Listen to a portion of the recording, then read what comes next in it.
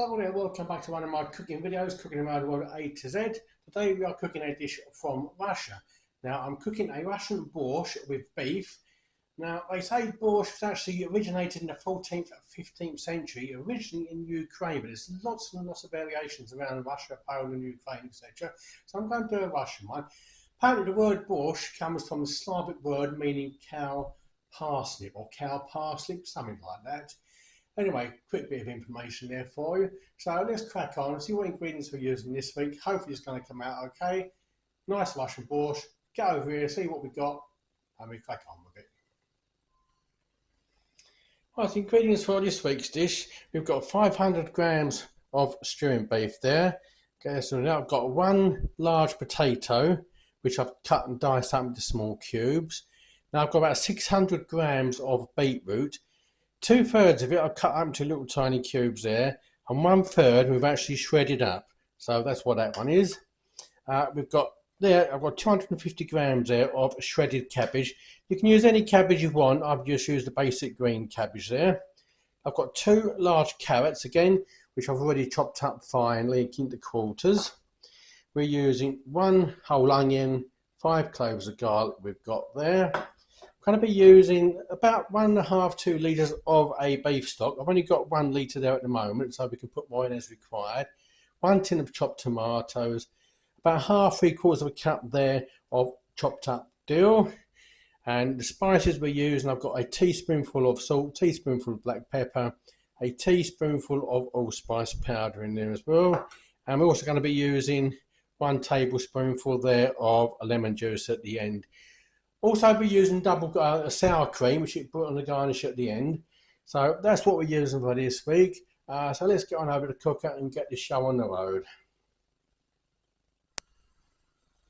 So first thing we need to do, put a bit of oil in the pan. Now we're going to fry off and sear this beef first of all. So it's warmed up enough, so let's put that in there. You can't actually cook all this in one pan. I'm hoping that pan's actually going to be big enough. All the vegetables in there. So let's just get that stirred around. Let's get this beef seared off first of all. Just wait for that beef to fully sear off. Now there's lots and lots of recipes for this on the internet. I say you can use beef, some have got pork, some have got sausage. There's loads of different variations depending on what actually part of the area in Poland, Ukraine or Russia is. Could have done this under you as Ukrainian, but I thought I'd do it under half of Russia because a lot of people do associate borscht with Russia apparently. So let's get this seared off. You could of course make this vegetarian. If you didn't want to make it vegetarian, scrap the beef, use vegetable stock instead and just... Well, so that beef's browning off nicely there. So what we now do, now going to put in the garlic and the onions. I'll just turn that heat up just a smidgen. Now we just want to sweat these onions and garlic off and let them cook down to nice and soft and translucent. So let's get on and let that do that part now. Right, so they've sweated down enough. So what I'm going to do is put 1 litre of the beef stock in there. Now I can use beef stock or beef broth. If you can get marrow bones from your butchers, which I couldn't do despite the 3 butchers in the area, you can boil them down and make your own marrow bone beef stock, and I bet that will give it an extra depth of flavour as well. So that's just enough to cover. So 1 litre of the beef stock in there. Bring that back to the boil. We're now going to simmer that once it's boiled for about 45 minutes. Keep your eye on it and remove any scum from the top. So I'm going to let that boil up now and then simmer it down for 45 minutes before we carry on. Right, so let's just take it off. So that's been simmering for about 40 minutes. Now that's looking nice. Now all we basically do now, so it's pretty time consuming like this one, is just put all the big chopped up beetroot in there. Now, if you don't want to use cabbage, you can use the leaves and the stems of the beetroot. They are fully edible, so you could use those instead of cabbage or add some in with the cabbage. So then we go into the potatoes. Grace is just putting everything in that pot now. Carrots. The shredded beetroot there. It's just all going to fit in. That should reduce when it starts simmering down. The cabbage, and then on top of that, I need to put in the tin of chopped tomatoes.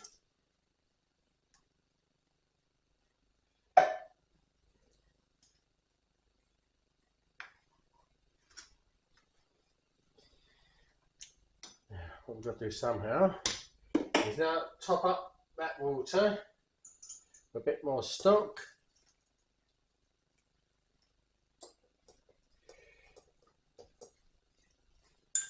Try and do just get it just so it's at the top of all the vegetables. That should be enough. And sprinkle the dill on top there, leave enough to put in at the very end. And then basically I'm just going to slightly bring that back to the boil, and then we're just going to put the lid on and let that simmer for about another 30 minutes. I'm just waiting for that to come to the boil now.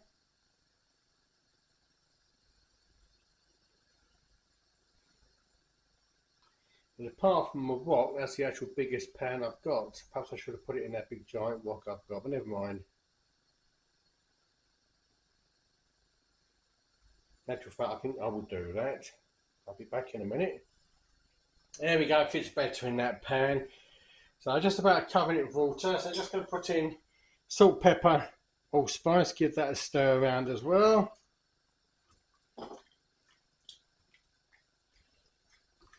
So I'll put a little bit extra stock in there just to make sure it's up level with the top. So I think that's going to be enough water in there, enough stock. So I'm just going to bring that back to the boil now.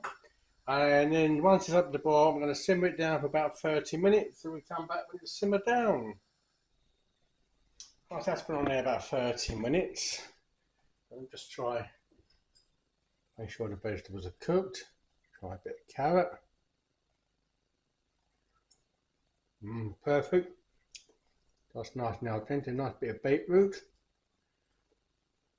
Absolutely perfect. Right, so let me just stir in the lemon juice there. A bit of acidity to that. Stir in a bit more of the dill there. That looks lovely. Right, let's get a spoon, give it a shot, see what it tastes like.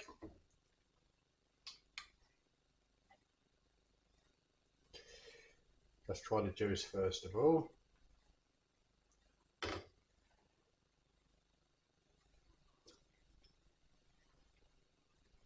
Oh, that's lovely. Oh, a lot of sweetness to that. I assume that's only coming from the carrots and the beetroot, but that is very nice. A slight bit of sourness with that lemon juice in there. That has turned out nice. Doesn't need any more salt and pepper. Okay. Bit more beetroot there. Yeah, oh, that's lovely. And I've made enough to feed an army, so I will be freezing a lot of this as well. I'll have some tomorrow for dinner. I'm also going to be freezing a lot as well. So let me get this plated up. That's in the bowl, so let me just whack a bit of sour cream on top of that. A little bit more sour cream. A little sprinkling. Do a little bit more on there, make it look nice. Right, so let's just give that a shot. It's got a lovely red colouring, lovely beetrooty colour. But let's give that a shot. Let's try a bit of the old meat there. Cool down a little bit. Oh,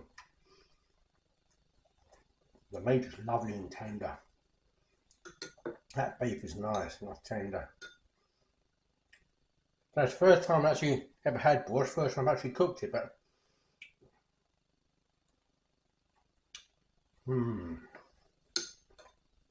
that is lovely. Not getting it everywhere. Try it with a little bit of the sour cream on the spoon as well.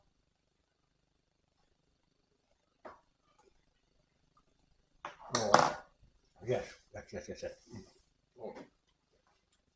Without sour cream, that sets it off nicely. That is a very good dish. I'm glad I made that. Turned out nice. Here we go. One Russian beef borscht. That's come out very nice. I'm well pleased with that actually. I do like beetroot. The only thing, a lot of people seem to pickle it. I do enjoy beetroot cooked as a vegetable, like with a roast dinner. More people should do that actually. Don't forget, beetroot is not only for pickling, it's a great vegetable. It's good antioxidants in it, good anti-inflammatory. Apparently, it's good for lowering blood pressure as well. So all in all, pretty good vegetable to have. And that dish has come out lovely, lovely red, lovely flavours, beautiful. Anyway, hope you enjoyed that one. Please do like and subscribe if you like this sort of thing. 85% of you are watching these aren't subscribing, so I would appreciate it. Please, if you do subscribe, it will help. I'll appreciate that. Try and get the channel moving a little bit more. Next video, I'll be going to Sudan. I'll be cooking a dish from Sudan. So, take care of yourselves. Be kind to one another. Thanks for watching. I'll catch you on the next one.